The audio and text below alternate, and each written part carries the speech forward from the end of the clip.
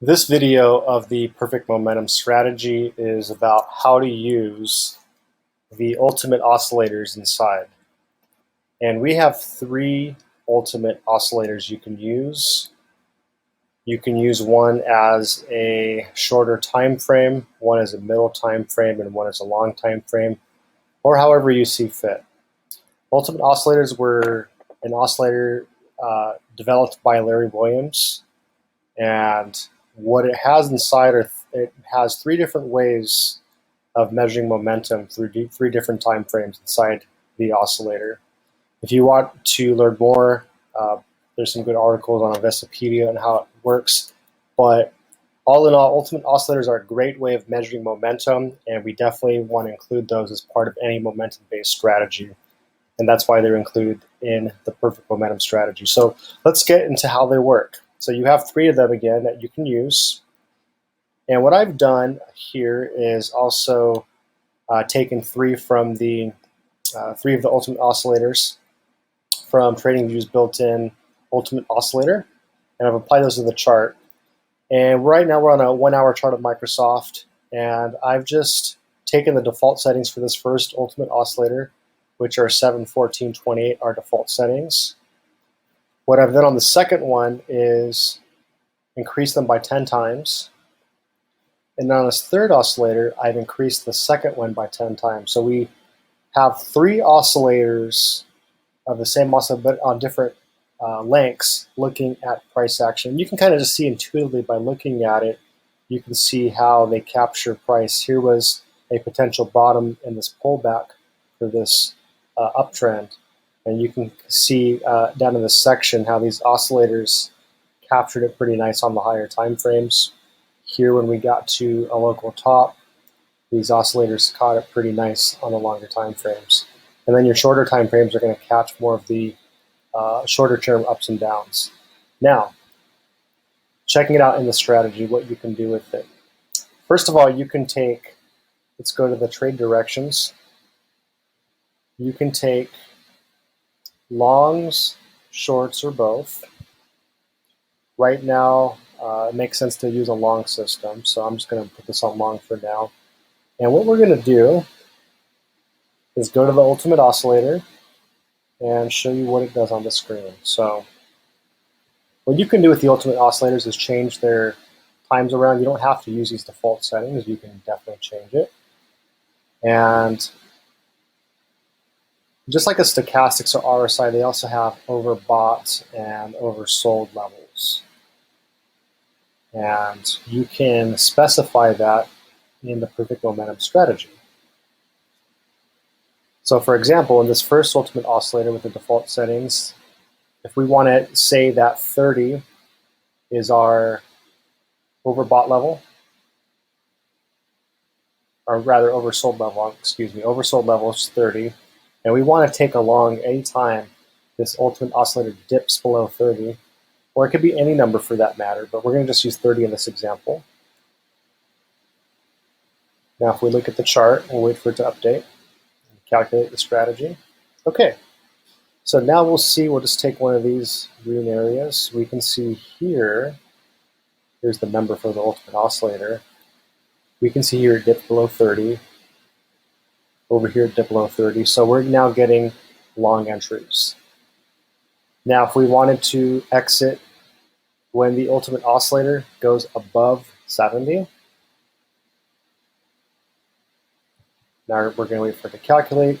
And now we can see, for example, we entered here below 30, and here when the ultimate oscillator got above 70, it created an exit for us, and here's our strategy results down here. And you could do the opposite, although I wouldn't recommend using a short system right now for what Microsoft has been doing, but let's just say, for example, you wanted to. It would just literally do the opposite. So let me get to the trade directions.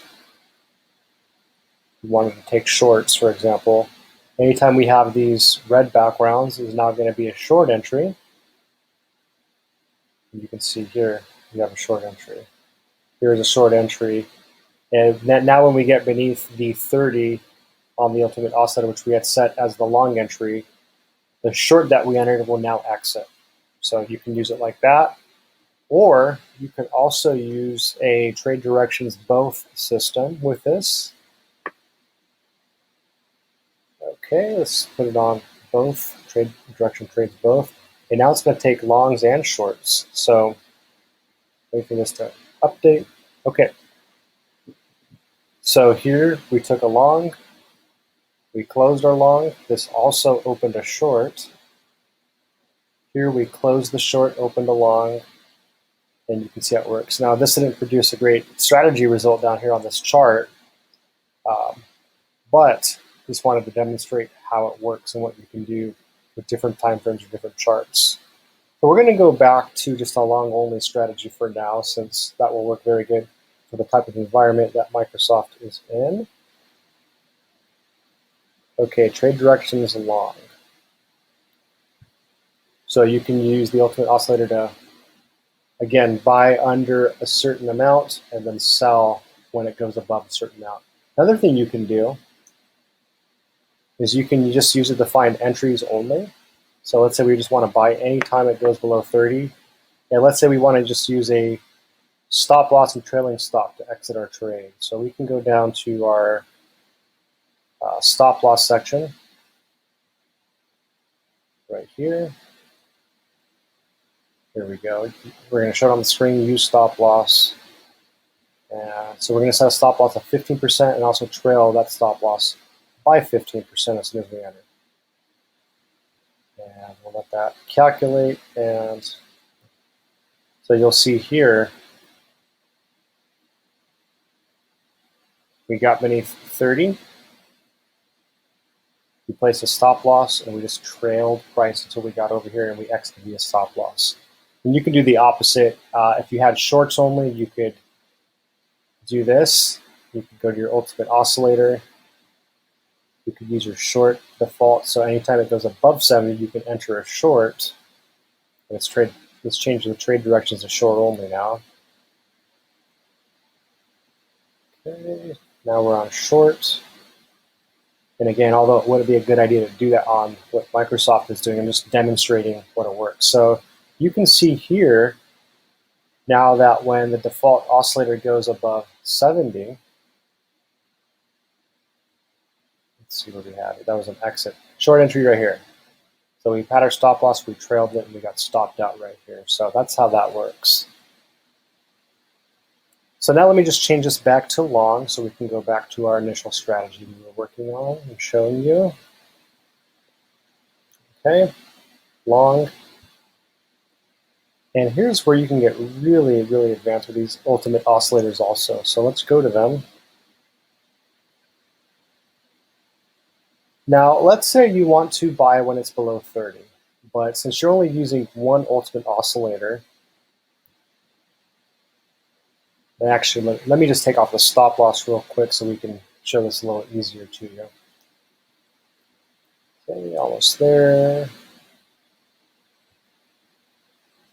Okay, there's our stop loss. We're going to take that off just for a moment. Okay, so back to the ultimate oscillator.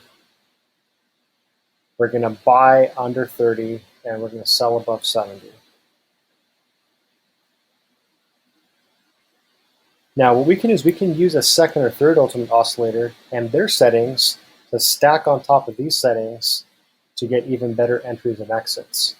So for example, if we wanted to buy under 30 here, but this stochastic, this ultimate oscillator, when this is below 30, might be at a high actually, because it's looking at a longer time frame. So what if we used a second ultimate oscillator and so we have the same settings on the second ultimate oscillator as we do here. And let's say we want this one to be under 48, or it could be any number, but I'm just using 48 as an example. So what we're doing now is the first ultimate oscillator has to be underneath 30, and the second one has to be underneath 48. And you can see here we're getting, when both of these conditions are met, that's when we can enter. And you can see down here, it actually created more of a profitable system, better profit factor. And if we want to take that even further, maybe even use a third ultimate oscillator, which is 10 times longer than the second one, we can do that. And let's say we want to buy when that was already 51, along with all these other settings. You'll see now that we got even less entries. They were all profitable, no loss. Now, I don't know if you noticed this, the profit's been going down because we haven't changed our exits. So if we also want to exit on greater momentum with the ultimate oscillators, we can do that. So right now, we're just exiting on the first ultimate oscillator at 70. If we take the second one and also make sure that has to be above 60 to exit, all right, you'll see our profit went way up. We have all profitable trades, and that gave us better results. And then we can even take the third ultimate oscillator and see if that can refine it even more.